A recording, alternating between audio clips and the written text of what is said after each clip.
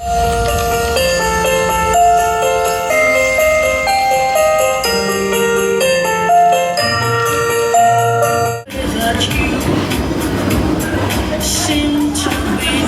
want to do an interview with me? You want to do an interview with me? Phoebe, can you tell me about Disson Dat? So Disson Dat is my nickname for Steve Disson, and it's a perfect nickname for him because he does dis and dat. But I have known Steve Disson, the producer of the show, for 150 years. He actually got sponsorship for my tour with Katerina back in 1993. So we did a show called Boitano Wit Skating. The thing is about Steve is he doesn't really take no for an answer. He doesn't wait for an answer either. So he's just like, he just basically hounds you until you say yes. And that's his modus operandi, because he's like, he literally, that's the way he does business. And he gets things done. He's the last person, and he's the one that is keeping these shows floating. And so a lot of the skaters really appreciate that. I told you my mom wouldn't listen. Well, then we're just gonna have to save Terrence and Philip ourselves. What? Think about it, you guys. What would Brian Boitano do? He'd figure out a way to rescue Terrence and Philip before they're executed. So if you walk into a room of millennials, Brian Boitano, and you say, "Hi, I'm Brian Boitano," are they going to know you more for South Park or for your 1988 Olympic gold medal? It's interesting. I do meet millennials who know me as a skater. I mean, I just had dinner at this place last week in, where was I? In Portland, Oregon, and the millennial who seated me at the restaurant is like, "Oh my God, this is so exciting!" And I'm like, "Wow, that's pretty funny," because it's true that most millennials would know me from South Park or the song South Park. So usually when I'm introduced to millennials, I'll be like, "You probably know me from South Park," and they sort of giggle. I have no idea how the South Park thing happened. All I knew is that they, if you ever saw The Spirit of Christmas, it's the 5-minute sort of video that burst into the whole thing. That video, I broke up a fight between Jesus and Santa Claus, and then... Wait, just a second. Now we've got to think here. Now let's see, what would Brian Boitano do? Yeah, what would Brian Boitano do? Did someone say my name? Brian Boitano! What incredible irony! Hey, it's Brian Boitano! What's going on, kids? Okay, Brian, who would you help in a fight? Jesus or Santa Claus? Kids, you shouldn't think of things like that. This is the one time a year in which we all try to get along. No matter what we believe in, this is the season just to be good to each other. Bye!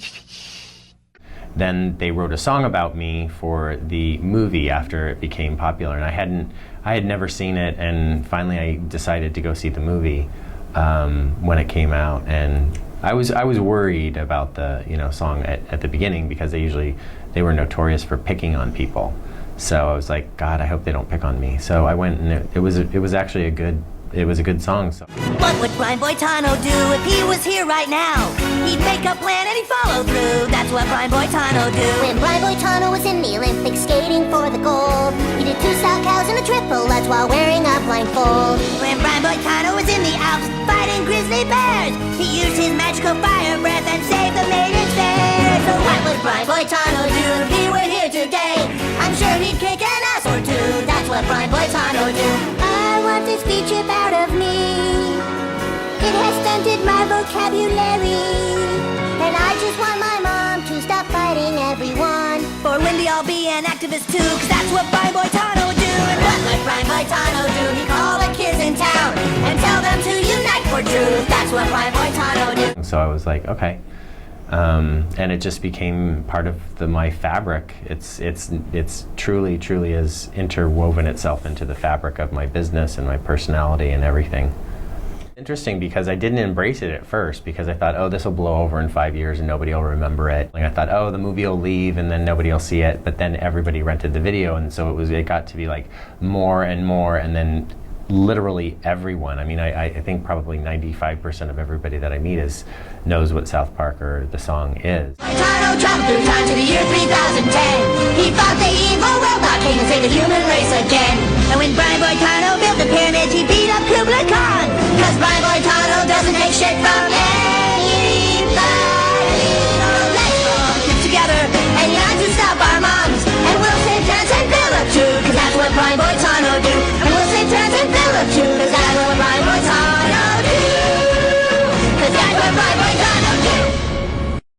score from Abel Gantz's epic silent film, Napoleon.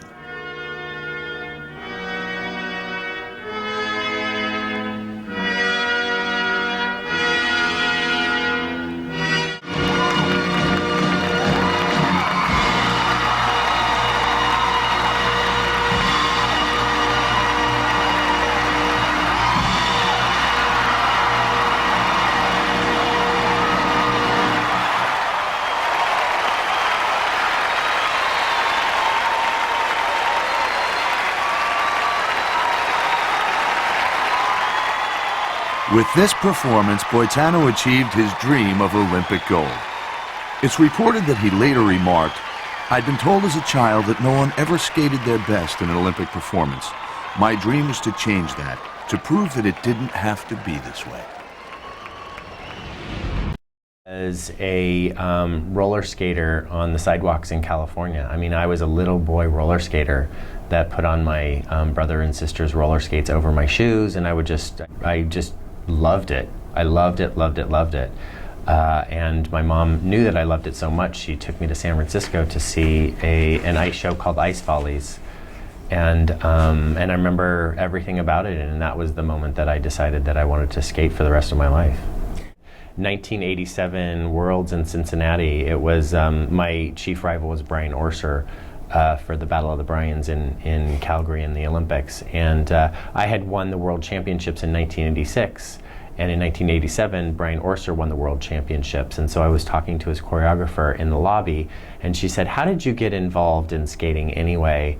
And I told her the story about going to the Ice Follies, and I said, "I remember what I saw, like the person that I saw skating, it was an Indian princess, and she was brought down on a litter by 4 guys that were like Egyptian princes, and then she skated this number, and she's like, she looks at me and she goes, 'That was me.'"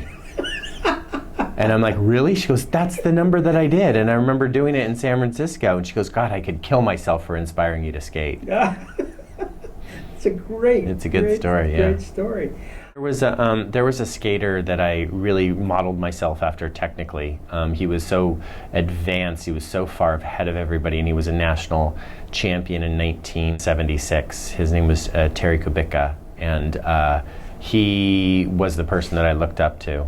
He was definitely, I thought that he was just incredible, especially for his time. He was probably, I'm gonna say, gosh, he was at least 12 to 15 years ahead of his time, easily. He actually even more than that. I think he did more stuff than, yeah, even people in '83 and stuff like that. So it was like he was way ahead of his time. I don't know if I was a cut above. Was I a cut above? Yeah, my coach is here. She said I was a cut above. So I was a really super hard worker, and I think I was pretty talented physically and athletically. But I really loved working. I mean, even at a young age, I was like, just ambitious and hardworking, and I loved being on the ice. I wanted to spend all my time skating. I didn't want to go to school. I wanted to skate. I was definitely considered myself an athlete first. The technical side of skating was what really was something that I loved to focus on. The precision of it and trying to make everything perfect and the same time after time. I hated making mistakes on technical things, and I loved jumping. So I definitely was more about a technical skater until before the Olympics in Calgary. But it was the right timing too. I needed to be that technical skater and just focus on that to make my name in the sport as a consistent, reliable athlete that could represent my country. I caught up with Linda when I was 8 years old on my 5th group lesson, so 5 weeks into my skating career. She was 5? Yeah, she was 5. Yeah, we're the same age. No, we're not the same age. But yeah, she was very young as a teacher, and she, on the 5th group lesson, she asked my parents if she could teach me private lessons. And they said yes. Linda, for me, she wasn't really a pusher. She was a person who said, don't be so hard. I mean, she could be a pusher if she needed to for the right elements. If I was like not pushing myself in one area, she would be like, you really need to do back paragraph loops today. Like you're not doing enough of those or something like that. I would, if I was avoiding something, she would push me in that way. But most of the time she was like, the Zamboni would be getting on the ice and I'd be doing one more double axel. And she's like, you got to get off the ice now, got to get off the ice. So she didn't need to be a pusher with me. And on the right is longtime coach Linda Lever, his choreographer Sandra Bezic on the left. And I was new coaching at that rink, and we did Saturday classes. So when they were part of the agreement, we had to teach on Saturdays. And so I was teaching class 5, and this little boy came in and he was so good. He was trying to spin. They had to do 2 things. They had to do back crossovers both ways and a 2-foot spin. Mm-hmm. So he did his back crossovers perfectly, and he did this spin, the fastest anyone had ever done, but he fell down. And I said, just go slower. Just go slower. It'll just be fine, and then you'll pass. And so he tried again, and he went fast again, and he went on his side. And I said, really, slow down so I can pass you. And then he slowed down a little bit, didn't fall, and I passed him on. But he was always pushing it from the very beginning, and he had a great work ethic. I would say, for me, work ethic trumps talent. Yeah. And he was talented, but he was a great worker. Brian Orser and I weren't really close. We were just friendly, but we were still people who wanted what each other wanted. Yeah. So, and that was first and foremost. But we were friendly, and I think that the media sort of misunderstood that we were actually friends. We were maybe friendlier than like maybe the women skaters at that time who didn't really talk to each other at all. I mean, like we shared, we were on tour together. I mean, we had to be on a bus, and traveling to different cities for years before the Olympics. So it's easier to be a friend than not. I guess Linda and I both did. She had me when I was early on in my career, in juniors and early seniors. She had me doing doubles in the short program with both arms over my head. Okay. So it was sort of a way to make my double harder than everybody else's, so I would get more points. It just made it stand apart, and a lot of people couldn't do jumps with arms over their head, especially in that day. Like nobody did it, so it was very unusual, and it separated me from other people. And that's why we eventually decided to do the triple with the arm over my head, because we thought that if judges knew anything, that they would know that doing a triple with the arm over your head should get more points than or should be considered harder than the other things. And it wasn't. I mean, it was something that I could handle. His opening move is a variation on a triple. That's called a Tano triple. Watch, his arm goes over his head. Perfect. Choreographer Sandra Bezic on the left made a completely new look for Brian Boitano in about 8 months. I was always trying to compete against my rivals on their level, and I felt like like Brian Orser and Alexander Fadiev and those people were really small guys, and they were very quick and light and and fast, and I wasn't that guy, but I kept trying to do programs to do that kind of skating. And then when I lost the world title in 1987 to Brian Orser, that's when we reevaluated and we said we need to find someone who's going to understand your skating and be really good. So we went to Sandra Bezic, found her. She was a Canadian, and she basically said to us, look, you're not those guys. You need to make the judges choose apples or oranges, and they're apples and you're going to be oranges. And it worked out. She sort of molded me into a leading man character. It was literally, it wasn't quick and hoppy stuff. It was elegant, strong, and powerful. And she's like, those are your fortes, and that's in her opinion, that's what I did best. It was my jumping and my speed and my strength. And so she made characters that had that in them. I was really good at compulsory figures, but I never performed them in competition how I really wanted to. I always performed like free skating, like to the like even best of my ability or even past my ability.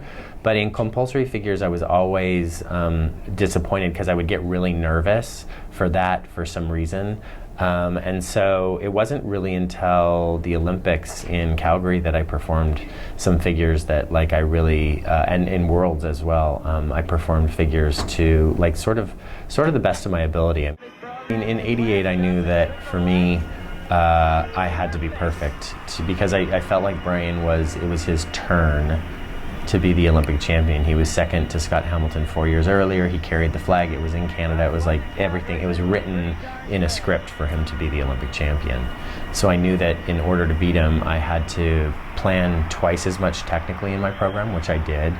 I had a choreographer to make me, the apples to his oranges, and I had to be perfect.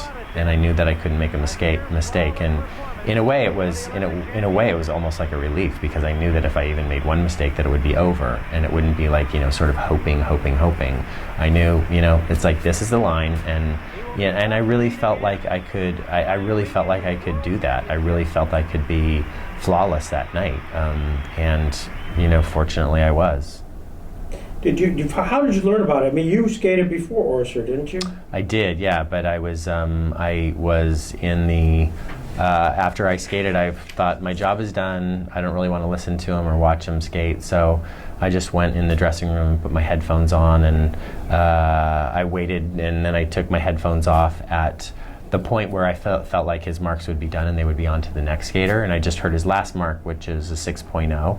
And so I thought, okay, well, I didn't win. I mean, he must have been fantastic, but then I found out that it was his only 6.0, and that I actually got higher technical scores than he did. Brian won on the technical by one judge, by 1/10. Yeah. Wow. The interesting story is that one of his judges was a Russian, and he gave it to Brian Boitano over Brian Orser. And he lost his position in the Russian Federation, whatever that position was. And I saw him 15 years later at a skating championship, and he said, and he had his son with him, and he said, I have to tell you something. And he told me this story, and he said it was the proudest moment in his life that he stood up for what was right, and he'd never regretted it. And he told this to me in front of his son, and then I went and got Brian, and Brian met his son. It was an amazing moment for me. It was probably that he was supposed to give it to the Canadian so that the Canadian judge would give something to their Russian pair. These things are they're not good. Congratulations. Yeah. Yeah. Just think about that, how that's changed your life.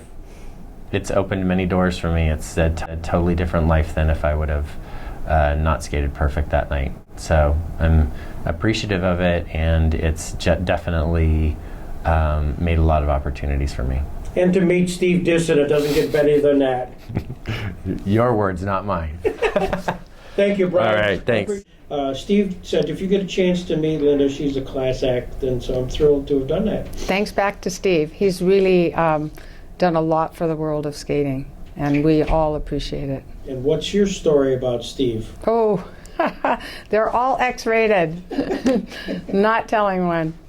That's a story unto itself. Thank you, Linda. The stars are brightly shining.